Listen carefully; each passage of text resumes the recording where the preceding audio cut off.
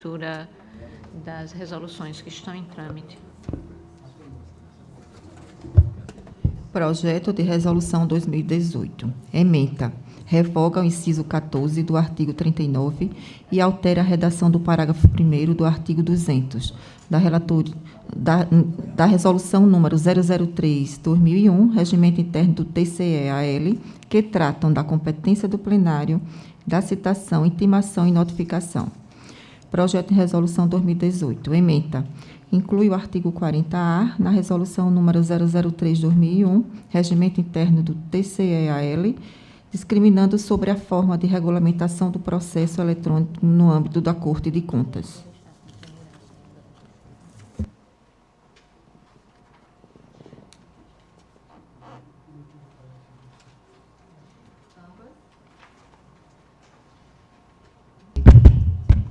Ambas da relatoria do conselheiro Rodrigo Siqueira Cavalcante, lidas em quinta leitura. Memorando. Memorando número 255/2018, do gabinete do conselheiro Rodrigo Siqueira Cavalcante para a presidência. Assunto: encaminhamento da proposta de ementa. Não na sexta.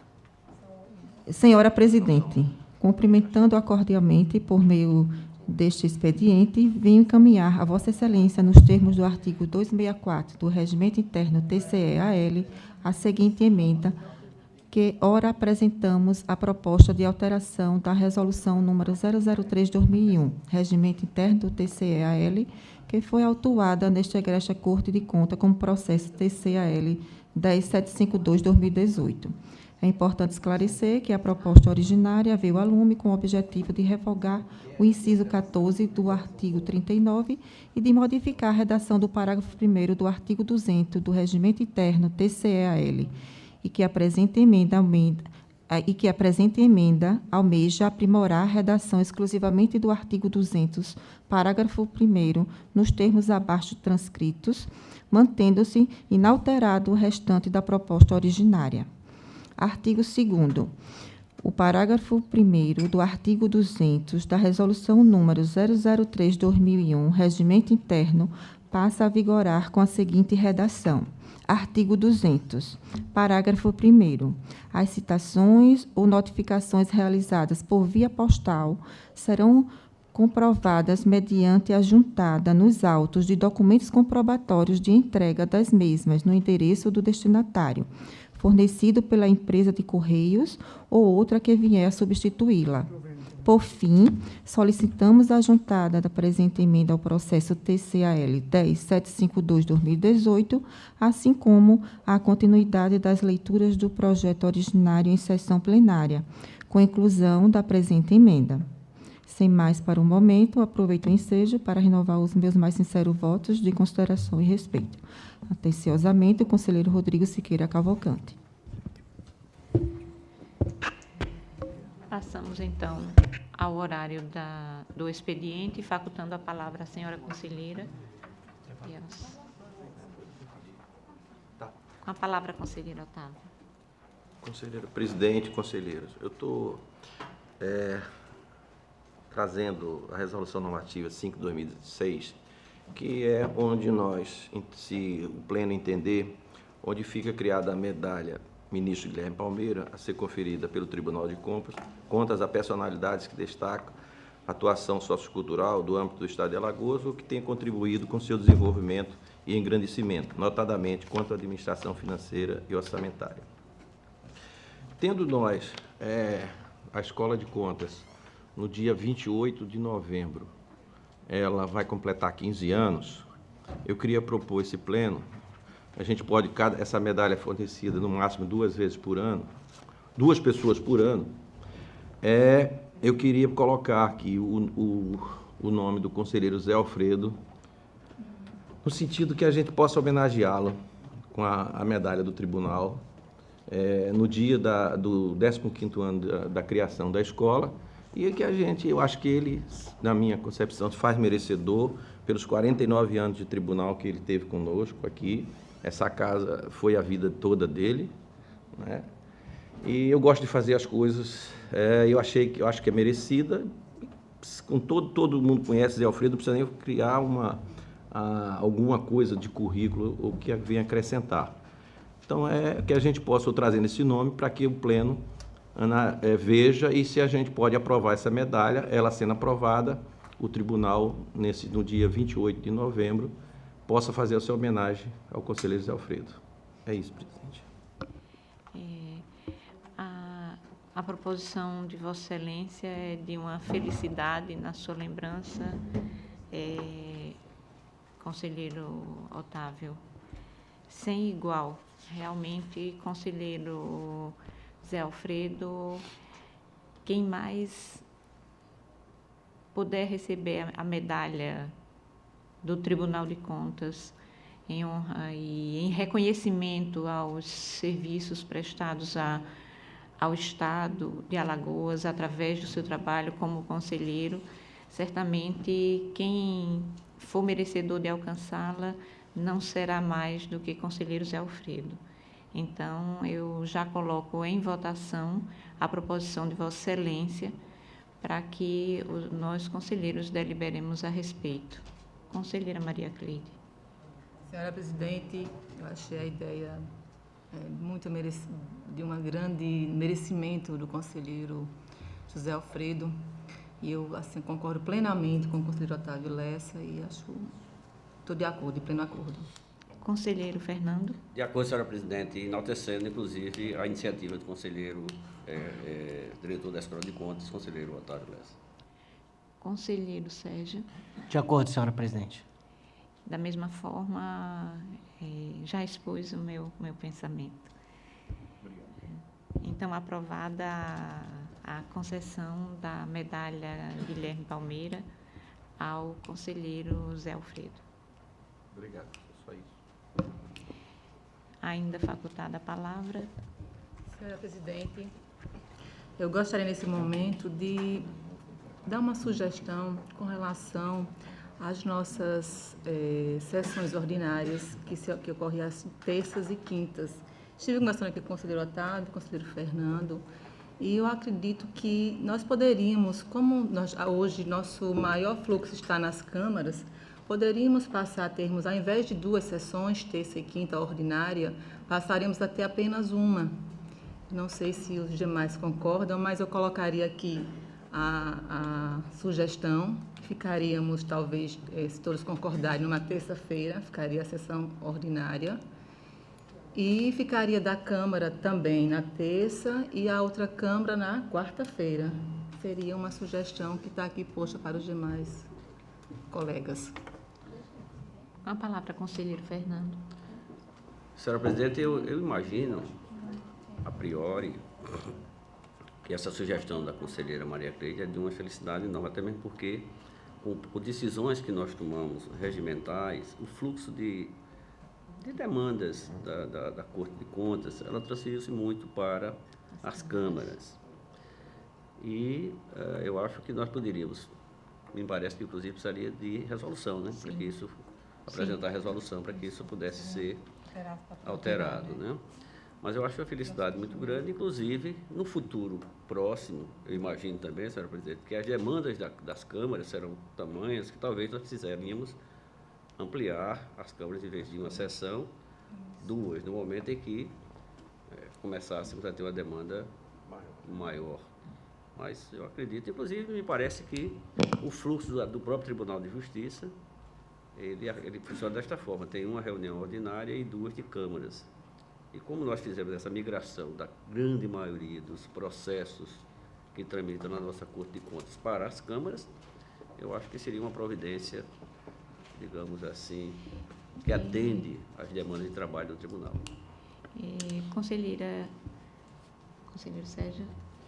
Eu gostaria até, acho importante essa sugestão, conselheiro, mas eu queria até propor uma outra sugestão, não no sentido de permanecer ou ampliar o número de sessões ordinárias desse plenário, mas especificamente com relação aos dias das sessões. Então, se nós fizéssemos apenas uma sessão na terça deste pleno, e como na terça também tem uma de Câmara, Aí, aqueles que compõem a primeira Câmara, que é a sessão da terça, só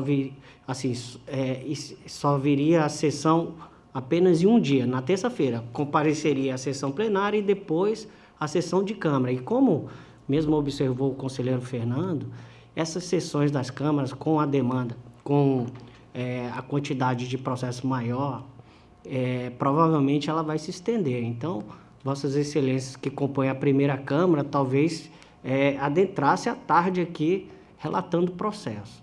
Então, a minha sugestão é que nós alternássemos e que a sessão do Pleno fosse na quarta-feira, a da primeira Câmara na terça e da segunda na quinta. Portanto,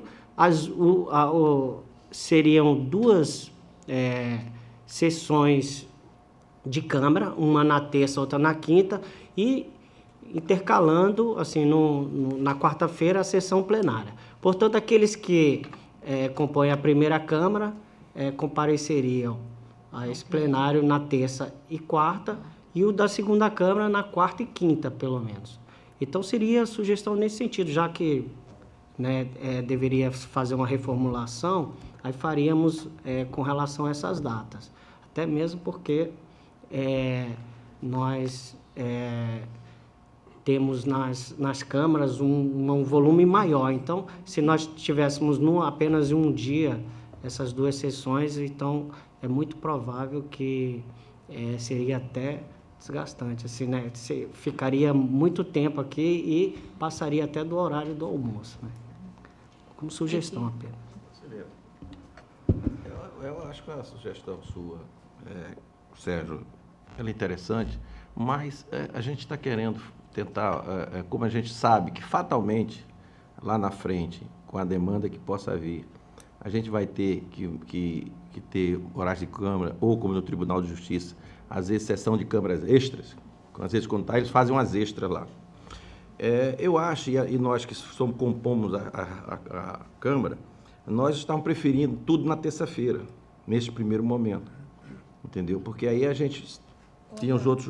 Mas ele está sugerindo que além que fique duas sessões de Câmara, de cada Câmara, seria... Não. Uma sessão de Câmara. Uma sessão de Câmara, só que tem... Na quarta-feira, que ficaria da primeira Câmara. Do Pleno, não. Do Pleno na quarta, que ele está sugerindo, Sim. e terça da segunda Câmara e na quinta. Mas é que a gente já tinha, com relação a isso, conversado o dia, e pelo menos a primeira ideia da Câmara, que a gente prefere direto, mesmo que seja depois do horário, entendeu? É a preferência que a gente está tendo. Mas como vai ter uma resolução e vai ter sessões... Vai ter um tempo de discussão. Tem 4 sessões de discussão, aí pode ser que a gente vá aprimorando e chegue nessa proposta, entendeu? Mas, a princípio, foi sentido nisso aí. No sentido de que na terça-feira a gente resolveria primeiro a Câmara e o Pleno. Só isso. Mas vai ficar para a primeira leitura, segunda leitura, terceira leitura. Aí a gente... Poderemos adaptar isso depois. Durante assim, por exemplo, aqueles que compõem a segunda... Porque, se eu não me engano, a primeira Câmara é na terça, não é isso? Após a sessão. E a segunda atualmente. E a segunda é na quarta. Isso. Então, aqueles que compõem a segunda Câmara, viria a sessão na terça e na quarta. Aqueles da primeira Câmara só na terça-feira. Então, era no sentido assim da gente deixar a coisa, essa proposta, de forma igual para todos os componentes, tanto das câmaras e do plenário, né? Então, eles compareceriam também a 2 dias de sessões. É só uma questão a sua proposta, ela tem... Entendeu? E mesmo porque isso aí, provavelmente, com a alteração das competências das câmaras, com o aumento de processos a serem julgados nessas câmaras, então é muito provável que ela se estenda também. Então, pode ficar cansativo um pouco essas sessões seguidas, né? Então, como a gente vai avaliar nessas 4 leituras, a gente... Sim. Já que é uma coisa nova. E a quarta ficaria bem tranquilo, realizando apenas as sessões plenárias, né? E aí não alteraria a realização das sessões da primeira Câmara na terça, continuaria na terça. E na quarta só a pleno. Então passaria o pleno para a quarta-feira. Mas é como já vai ser apresentado a se pensar, 4 né? sessões ainda, é? Você propõe desse jeito, Então, original. eu posso propor, Sim, senhora presidente? sim, Então, peço autorização com para- certeza. Apresentar a resolução. Já posso. Na quinta-feira já apresento na proposta. E aí temos 8 sessões, né? Como é para alteração de regimento, são 8. seriam 8 sessões. Ok? Obrigada, presidente. Não havendo mais quem queira se manifestar nesse momento, passamos à ordem do dia para relatar pela ordem conselheiro Otávio. Senhora presidente, senhora conselheira, senhores conselheiros, senhor representante do Ministério Público, tem em mãos o processo TC 3069-2013, com vários anexos, 3083, 3084, 3085, 3082, 3070, 3068 e 3447.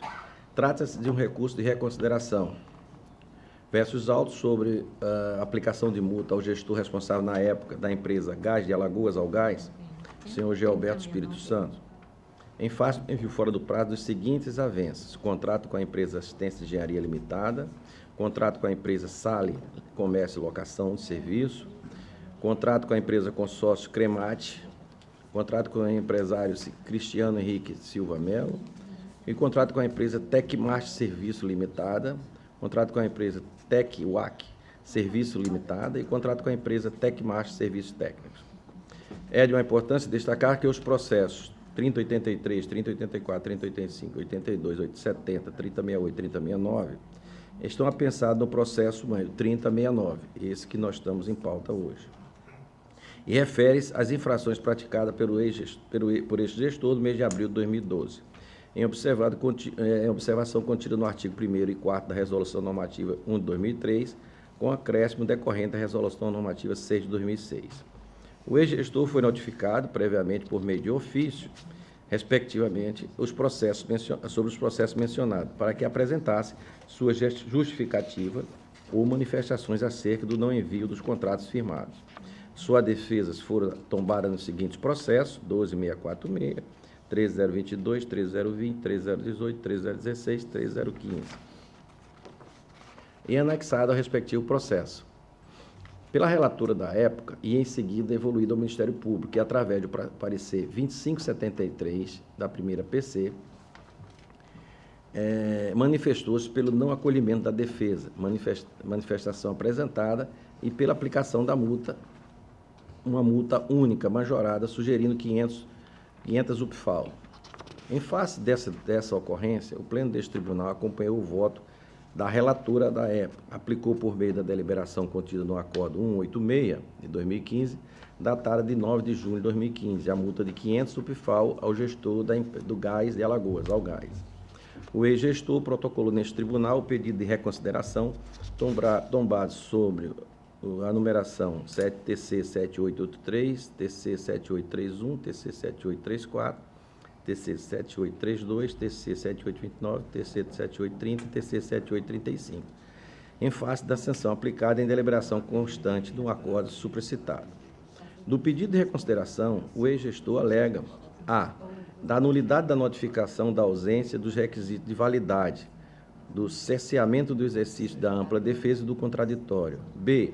Da exorbitância da multa imposta, da existência de decisão desta Corte pela não atribuição da multa em casos análogos, da necessidade de arquivamento do processo administrativo ou anotação dos contratos na disparidade de decisões. C. Da afronta ao princípio da legalidade, da impossibilidade da deflagração dos procedimentos para aplicação de sanção não prevista em lei. E D. Da impessoalidade da conduta tida como irregular. Atos da companhia são praticados em conjunto com a diretoria executiva, a impossibilidade de notificação apenas pelo diretor-presidente, irregularidade de ofício verificada na inexistência dos danos do erário no óbice do cumprimento do escopo constituinte dessa Corte de Contas. A Algás, ela tem fazer um preâmbulo aqui, ela tem uma formatação jurídica diferente de de outras empresas normais. Isso que eu sei porque convivi. Todas as decisões, mas decisões gerenciais, ela tem que ser aprovada pelos 3 diretores, né? Um diretor-presidente é indicado pelo governador, o diretor técnico é da Petrobras e o diretor financeiro agora é da japonesa Mitsui. Então, os três, qualquer decisão gerencial, ela tem que ser dos três. Mas entendi eu que, por ser o diretor-presidente, o responsável, vamos dizer assim, pelo menos numa formatação jurídica, o presidente é que conduz o encaminhamento da empresa, eu estou mantendo especificamente no presidente. Mas eu queria dar essa explicação, porque pode ser que alguém tenha outro entendimento. O pedido de reconsideração foi anexado nesses autos e encaminhado ao Ministério Público de Contas, o qual emitiu o parecer 1528 de 2018, da primeira PC, opinando preliminarmente pela tempestividade do recurso, tendo em vista que o recebimento do ofício número 1157, por meio de AR, fora recebido no dia 22 de junho de 2015. Logo, a contagem do prazo de 15 dias se findar no 7 de julho. Contudo, o presente recurso de reconsideração foi protocolado em 25 de junho de 2015. Na análise do mérito, o Ministério Público destacou a obrigatoriedade dos responsáveis pelos órgãos da administração pública encaminhar ao Tribunal de Contas todos os atos e contratos que resultem em receitas e despesas. E o descumprimento injustificado pela essa obrigação acarreta em penalidade pecuniária, prevista no artigo 48, inciso 4 da Lei 5.604. Razão pela qual o Parquet de Contas ainda destaca que a maioria das alegações apresentadas no recurso reproduz os argumentos apresentados na defesa. E quanto à alegação da exorbitância da multa imposta, a existência de decisões desta Corte pela não atribuição de multas em casos análogos, afirma que o presente processo traz a peculiaridade que justifica o valor da multa aplicada. Diante do exposto, opinou pela manutenção da penalidade aplicada por meio do Acordo 186 de 2015. É um relatório. Cumpre destacar que o atendimento requisito de admissibilidade for previsto, conforme o artigo 213, inciso 1º, artigo 214, inciso 1º do regimento interno desta Corte de Contas. Deste modo, verifica-se que a previsão do recurso de reconsideração e a legitimidade do gestor para interpor o presente em face de ser responsável pelo adimplente das obrigações objeto da aplicação da presente sanção. Neste caso, eu voto, ante as considerações acima, no uso das atribuições constitucionais, legais e regimentais a mim concedidas, a. Pela admissibilidade e não provimento do recurso de reconsideração, em razão do gestor não ter apresentado em suas alegações fatos e provas que afastasse sua responsabilidade de enviar os contratos mencionados no relatório no prazo regulamentar. B. Pela manutenção da deliberação contida anteriormente no Acordo 186 de 2015. C. Cientificar o gestor da época, o senhor Gilberto Espírito Santo, da presente deliberação e, consequentemente, o pagamento da sanção imposta. D. Pela remessa dos autos à direção do FUNCONTAS para ciência e cumprimento da deliberação contida no item A. E. Pela publicação da presente decisão no Diário Oficial do Tribunal para sua eficácia jurídica. É como voto, presidente. Com a palavra o Ministério Público. Senhor presidente, o Ministério Público se manifestou nos autos por intermédio do parecer número 1528 de 2018, pugnando pelo conhecimento do recurso e, no mérito, entendeu que as alegações trazidas pelo responsável, elas não merecem prosperar, razão pela qual nos manifestamos pela manutenção das multas. Em discussão, processo. Em votação. Conselheiro Maria Cleide. Acompanho o relator, senhor presidente. Conselheiro Fernando. Com relator, senhor presidente. Conselheiro substituto, doutor Com Sérgio. relator também, senhora presidente. Aprovado. Presidente, sem mais pauta para o dia de hoje. Pela ordem, conselheira Maria Cleide. Senhora presidente, não tenho pauta para hoje. Pela ordem, conselheiro Fernando. A minha fala, senhor presidente, não tenho pauta para hoje. Pela ordem, conselheiro substituto, doutor Sérgio. Senhora presidente, senhores conselheiros, senhor procurador-geral do Ministério Público de Contas, tenho a relatar o processo TC-AL número 5.876/2013, contando ainda com os anexos TC 5.870/2013 e 5.872/2013. de origem da Prefeitura Municipal de Jacuípe. Tratam os autos de prestação de contas do prefeito do município de Jacuípe, referente ao exercício financeiro 2012, de responsabilidade do senhor Amaro Jorge Marques da Silva.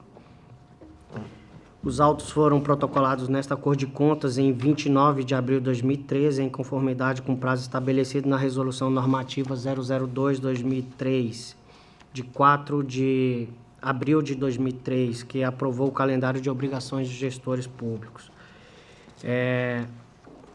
Aqui eu trago a relação dos documentos que compõem a prestação de contas.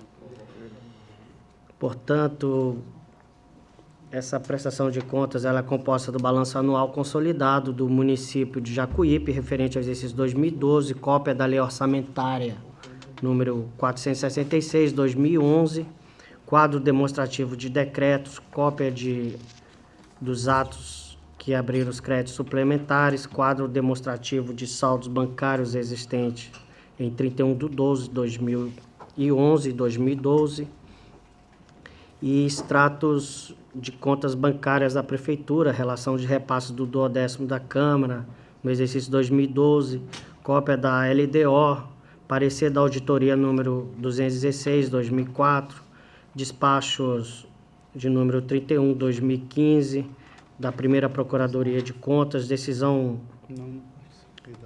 simples 002/2016, de 7 de outubro de 2016, e parecer número 1608 do Ministério Público de Contas. Foram apensados aos autos os processos TC número 5.870/2013, autuado em 29 de abril de 2013, constituído do relatório de gestão fiscal da Prefeitura Municipal de Jacuípe, referente ao terceiro quadrimestre do ano 2012, e também o TCAL número 5.872/2013, de 29 de abril de 2013, constituindo o relatório resumido de execução orçamentária referente ao último bimestre do ano 2012, e do relatório de análise e prestação de contas do prefeito do município de Jacuípe, referente ao exercício 2012, elaborado pela DEFAFON, o relatório de número 56/2014, de 23 de abril de 2014. Em 15 de julho de 2013, os autos foram encaminhados à DEFAFON para análise da prestação de contas, que concluiu o exame em 23 de abril de 2014, com a elaboração do relatório a que fiz referência. Em 7 de agosto de 2014, os autos foram encaminhados à auditoria, que se manifestou por meio do parecer de número 216/2014, de 19 de dezembro de 2014, subscrito pela conselheira substituta Ana Raquel Ribeiro Sampaio. Em 22 de dezembro de 2014, os autos foram encaminhados ao Ministério Público de Contas, que se pronunciou por meio do despacho da Primeira Procuradoria de Contas, número 31/2015, propondo, ante a sua manifestação conclusiva, a citação do responsável para apresentar defesa em relação às irregularidades apontadas pelas unidades técnicas dessa Cor de Contas. Em outubro de 2016, foi publicada a decisão simples número 02/2016, da lavra do conselheiro substituto Alberto Pires, relator à época, determinando notificação do responsável para apresentar manifestação de defesa e documentos que relaciona irregularidades apontadas no item 4 daquela decisão. Em novembro de 2016, o responsável foi regularmente citado, contudo, conforme atestou o protocolo desta Cor de Contas, até a data de 8 de fevereiro de 2017, não havia apresentado manifestação de defesa, deixando, portanto, de acatar as determinações exaradas na decisão 02/2016.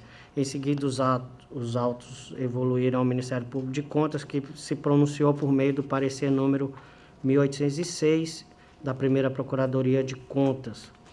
Em 18 de 5 de 2017, os autos retornaram ao gabinete deste relator. É o relatório, senhora presidente.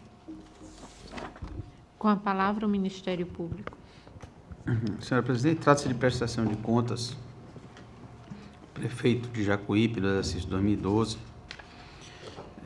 Consta o relatório AFODEFAFON, do processo, e também um relatório da douta auditoria à época que ainda se manifestava nos processos de prestações de contas. Diversas irregularidades foram constatadas nos pronunciamentos técnicos e o Ministério Público, em manifestação preliminar, solicitou a oitiva do responsável, sendo que o mesmo não apresentou as suas razões e os autos retornaram ao Ministério Público para que se manifestasse quanto ao mérito e o conteúdo da prestação de contas.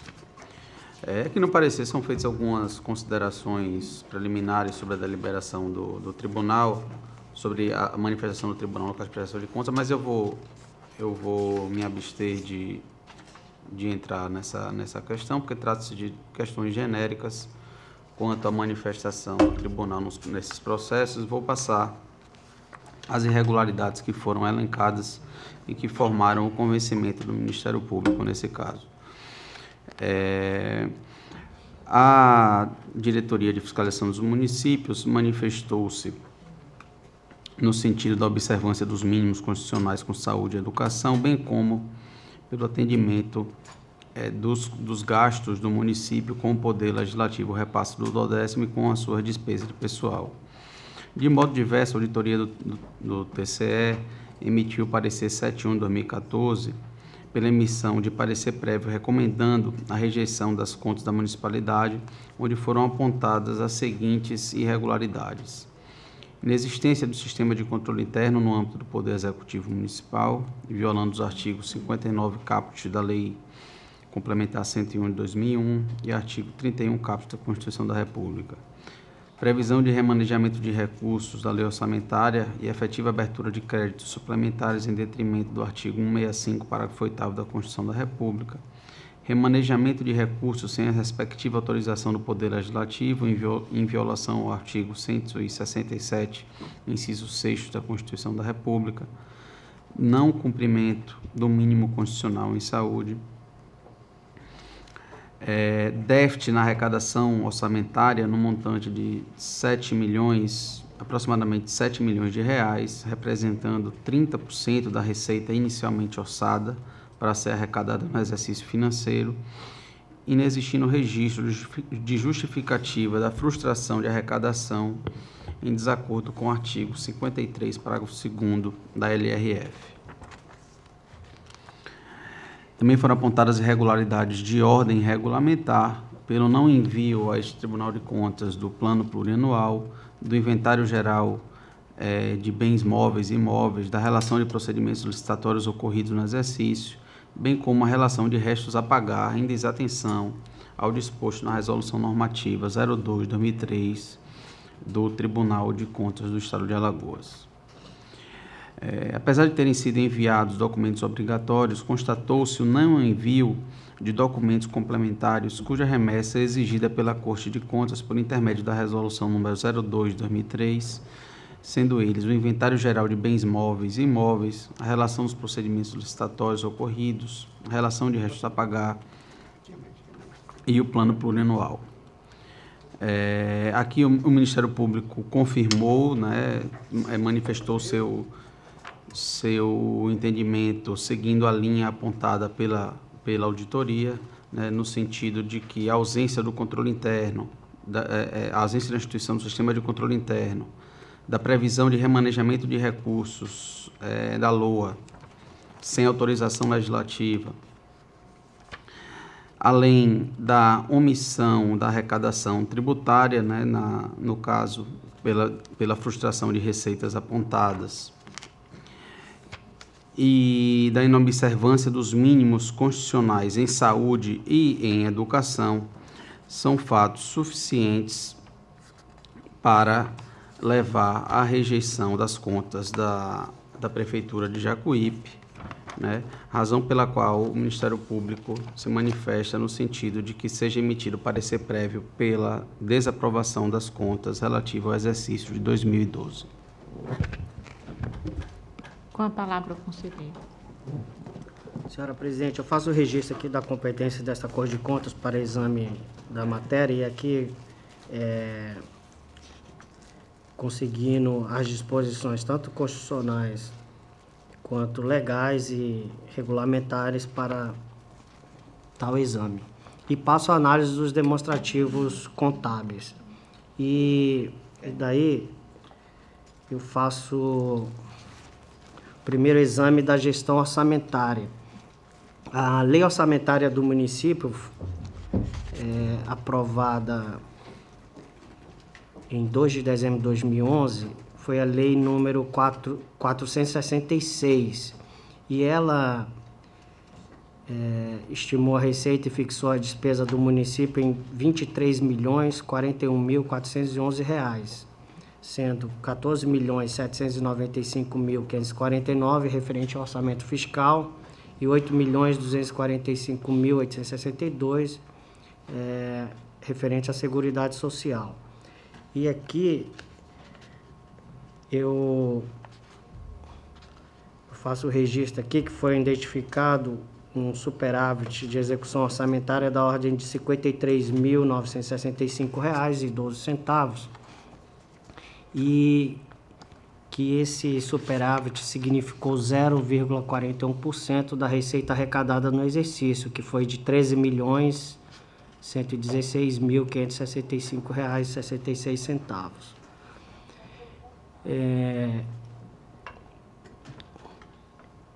Com relação à gestão patrimonial e financeira, verifiquei aqui um passivo a descoberto da ordem de R$ 2.553.471,11.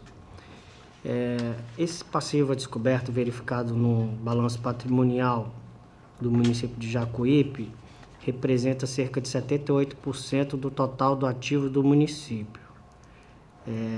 Registro que, isoladamente, a conta que teve maior influência nesse resultado foi a de provisões matemáticas previdenciárias, no valor de R$ 4.025.483,92. Essas provisões, senhora Presidente, na verdade, é um modo contábil de se reconhecer futuras, digamos, obrigações previdenciárias, aqui no caso do Fundo de Previdência do município, né? Então, recomenda os princípios e as normas contábeis o reconhecimento dessas obrigações futuras, e aí, como se trata do balanço consolidado, foi registrado esse valor de 4 milhões, e aí gerando esse passivo a descoberto da ordem de 2.550.000. Trago também um quadro demonstrativo da variação do patrimônio financeiro, e aqui apresenta uma variação da ordem de R$ 147.242 a menor, ou seja, no ano anterior, em 2011, foi apurado um saldo patrimonial financeiro de R$ 456.486, e no exercício sob análise foi de R$ 309.213, portanto, gerando essa variação negativa, digamos. E que, confrontado com o resultado da execução orçamentária, apresenta uma divergência da ordem de R$ 201.237,51. E aqui eu aponto que essa divergência, ela acaba destacando e revelando para nós um descumprimento das normas de direito financeiro estabelecidas na Lei 4.320, em razão de alguma inconsistência havida no registro da execução orçamentária ou no registro do patrimônio financeiro. E também trago conscientes da situação, faço um exame, análise do balanço por meio de conscientes da situação patrimonial e financeira. E aí, trago o quociente do resultado patrimonial em razão daquele passivo a descoberto. Verifico aqui que esse valor essa relação entre ativo e passivo real apresentou um índice de 0,56, ou seja, ficou abaixo de 1, exatamente em razão de que suas obrigações, em razão desse passivo a descoberto, que significa que as obrigações são maiores que os bens e direitos do município. Trago também o quociente da situação financeira, apresentou um índice de 1,77, o que revela que a situação financeira apresenta-se superavitária, uma vez que foi um índice maior que 1. Ou seja, o ativo financeiro supera o passivo financeiro do município. E também faço um exame por meio do quociente de restos a pagar. E aí identifico, em razão de não haver restos a pagar no exercício 2012 registrado, então esse índice ficou em 0. E aqui passo ao exame dos limites constitucionais e legais. Inicialmente faço a apuração das receitas de impostos e transferência de impostos, que é o denominador, a base para a apuração do percentual de gastos, tanto do gasto com a manutenção e desenvolvimento do ensino, como em ações e serviços públicos de saúde.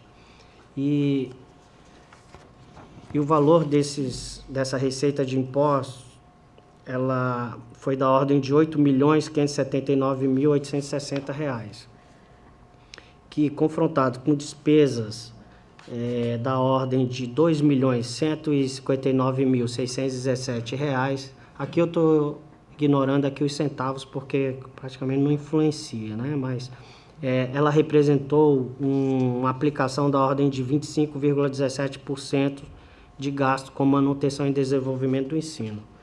Portanto, o município cumpre o disposto no artigo 212 da Constituição da República, que estabelece o limite mínimo de 25% em aplicação com o ensino. E aqui eu faço a ressalva que na apuração dos gastos com a manutenção e desenvolvimento do ensino não foi verificada a conformação da despesa empenhada com o disposto na Lei de Diretrizes e Bases da Educação, a Lei 9.394 de 96, podendo, portanto, o percentual de gasto efetivamente aplicado ser inferior ao verificado aqui por nós.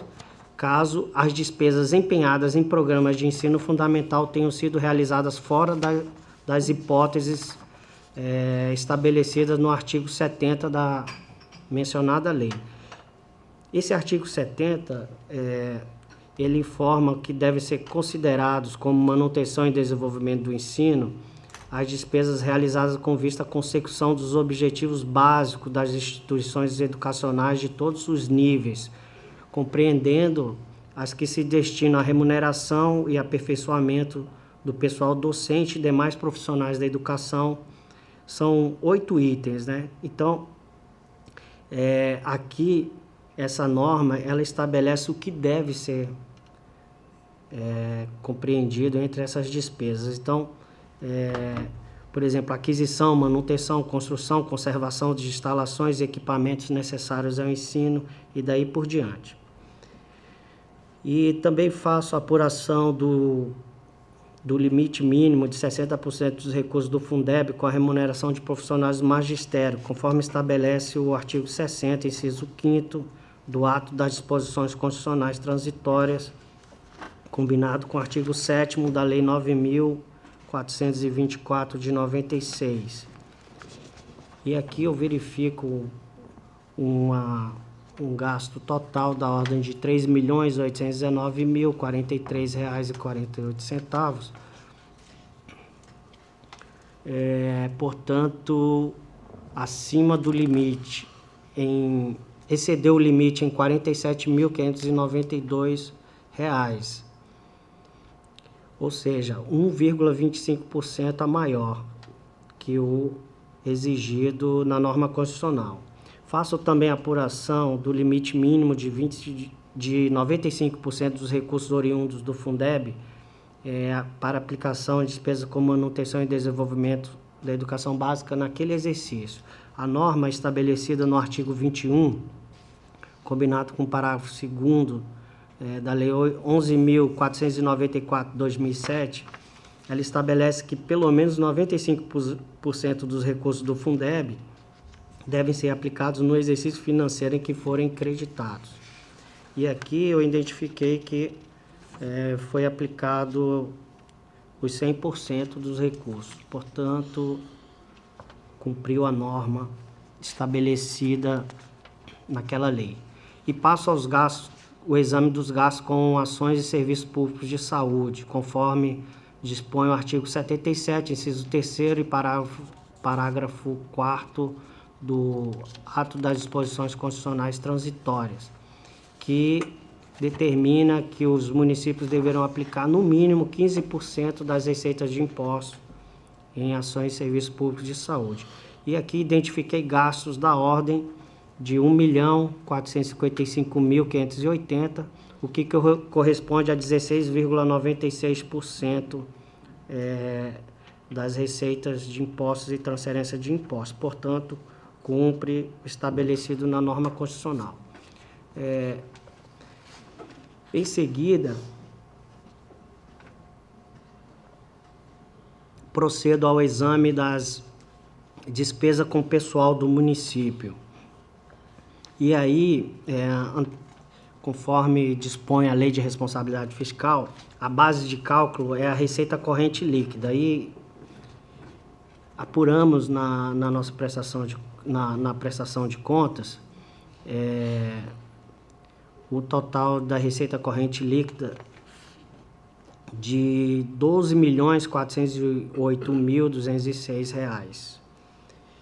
E na apuração dos gastos com o pessoal do município, foi apurado despesa da ordem de R$ 6.238.450, o que corresponde a 50,28%, inferior ao limite máximo de 60% daquelas receitas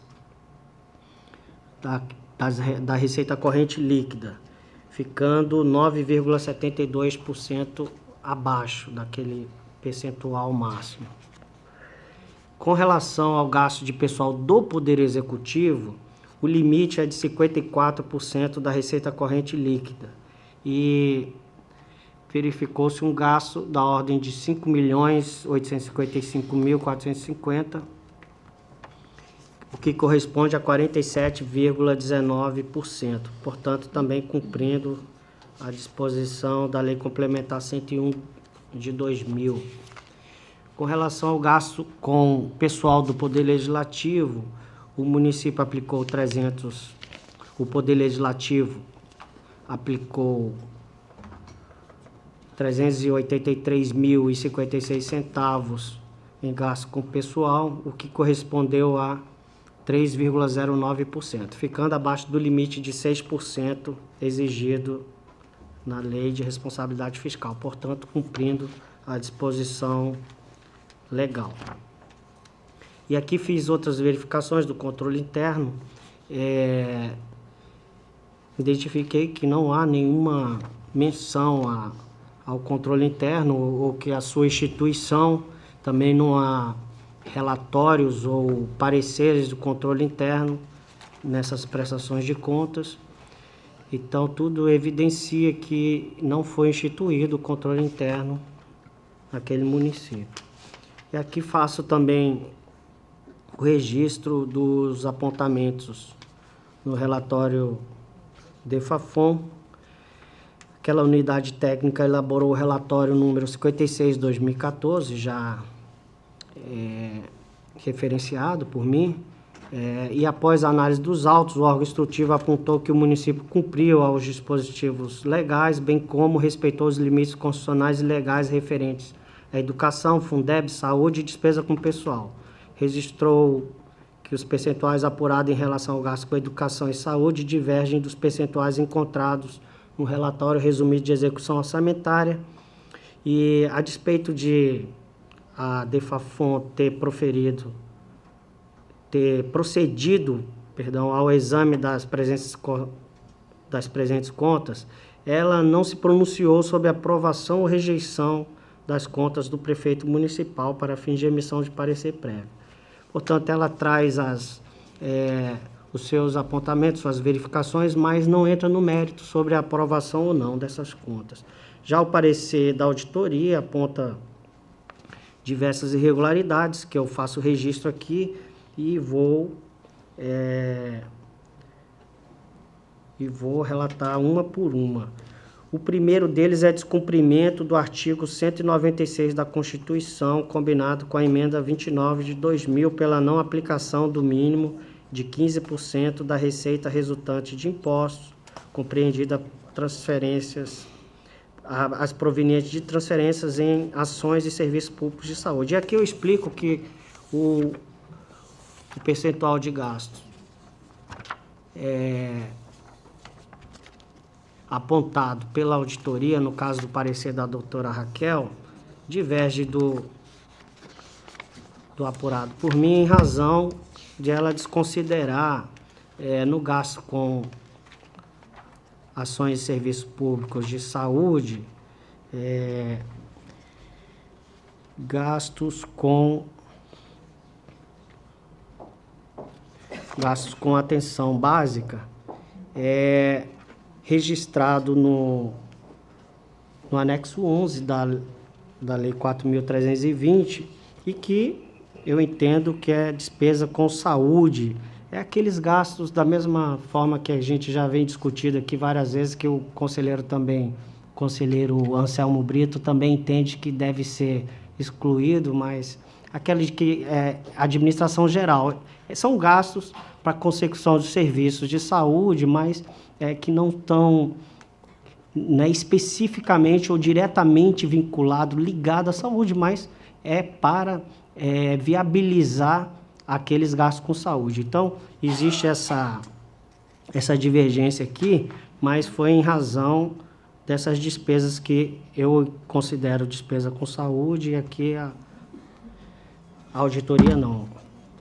Ausência de relatório do órgão central do sistema de controle interno também, não envio de cópia do PPA, previsão na lua de dispositivo estranho à previsão da receita e fixação da receita, em desconformidade com o artigo 168, parágrafo 8º da Constituição, não apresentação de justificativa à frustração de receita de 30% no exercício de 2012, nem relatórios resumidos, nem nessa prestação de contas, ferindo o artigo 53, parágrafo 2º e 58 da Lei de Responsabilidade Fiscal, descumprimento do artigo 167, inciso 6º da Constituição Federal, por praticar remanejamento e transposição de recurso orçamentário no valor de 870 mil, sem prévia autorização legislativa, não envio de inventário geral de bens móveis e imóveis, não encaminhamento da relação de processos licitatórios ocorrido no exercício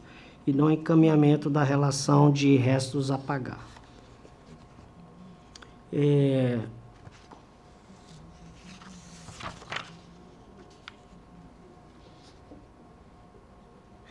Como eu falei no início, a auditoria ela propôs a rejeição das contas em razão dessas irregularidades que acabei de relatar. Bom, tá aqui eu faço uma menção também à Lei Orçamentária Anual, à LDO, e ao final eu refiro que o relatório resumido e o relatório de gestão fiscal não foram encaminhados, os relatórios resumidos de execução orçamentária referente ao primeiro ao quinto bimestre e o RGF do primeiro e segundo quadrimestre do exercício 2012.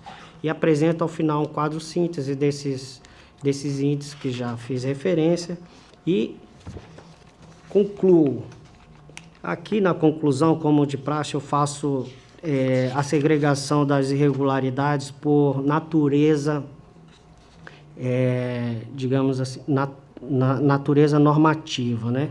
Então, a irregularidade de natureza constitucional, eu apontei aqui como a inexistência do controle interno no âmbito do Poder Executivo Municipal. E aí, eu entendo que fere tanto a Lei de Responsabilidade Fiscal, o seu artigo 159, e o